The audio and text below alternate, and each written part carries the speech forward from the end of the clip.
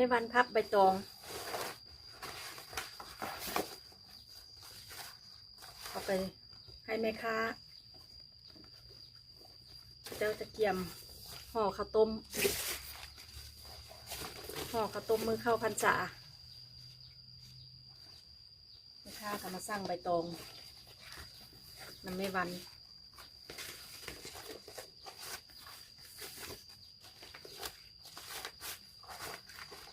หลังจากซ้อมแล้วกับพับ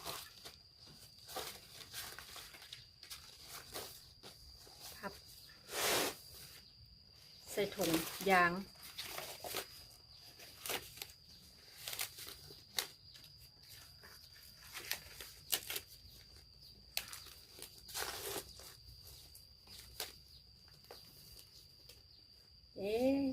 ได้แล้วการพับตองแม่วันพับใบตองเอาไป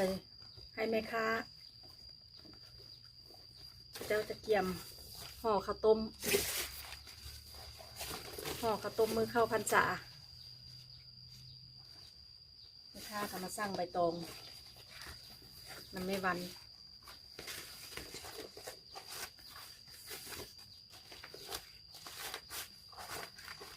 หลังจาก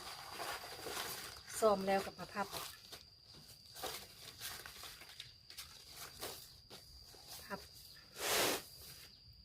ใส่ถุงยาง